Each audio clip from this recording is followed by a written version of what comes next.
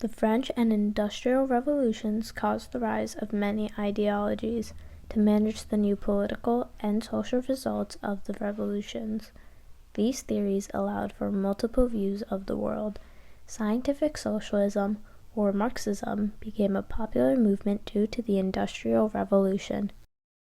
Due to the working and living conditions created by the Industrial Revolution during the 19th century, socialists began to want more fair distribution of society's resources and wealth. With many working-class citizens struggling to survive in the new industrial climate, unions formed after the 1848 suppression of worker organizations. At this time, many workers were drawn to anarchism and mutualism. However, Karl Marx was against these beliefs. He insisted that these theories relied too much on emotion, lacking a strong scientific basis, unlike his own theory, Marxism. On the other hand, utopian socialism, which relied on one's will to create the desired equal society, Marx's political, economic, and social philosophy was built on a scientific basis. Marxism is also referred to as scientific socialism because of this. Marx's scientific socialism provided a systematic critique of capitalism and a deterministic analysis of society and historical evolution. Karl Marx is not the only person to credit for his philosophy.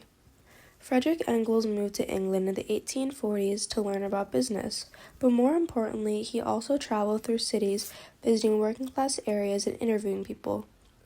Soon after, he would use this information gathered on his journeys to help develop Marxism.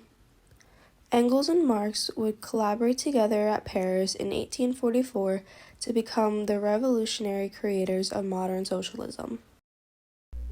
The two of them insisted that all history is shaped by class struggle, and that the only way to fix this unfair separation of classes is the future revolutions of the working class.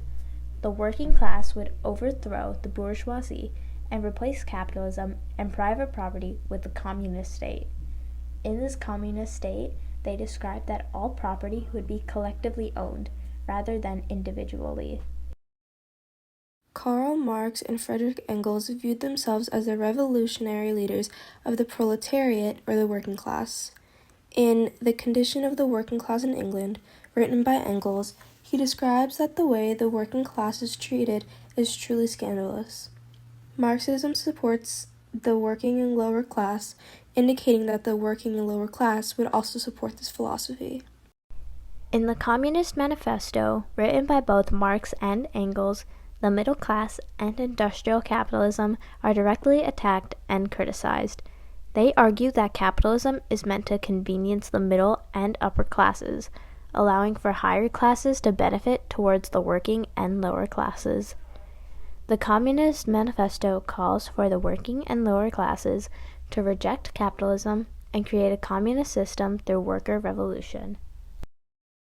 Marxism was an important ideology of its time as it denounced capitalism for its inequalities between the working class and the bourgeoisie. Also, it presented the beginnings of communism, which would have a major impact on future governments of Europe. Karl Marx's critiques about capitalism on society were based on the historical evolution and analysis on society. Marx's scientific socialism theory would become a vessel for revolutions and labor movements. Here are 3 buzzwords you can use to associate Marxism with out of all the isms. Karl Marx and Friedrich Engels used the term proletariat to describe the working class. Marxism dealt with the unequal division between the upper classes and the working classes, or the proletariat. This word is significant to Marxism because it was used to describe the principles of scientific socialism.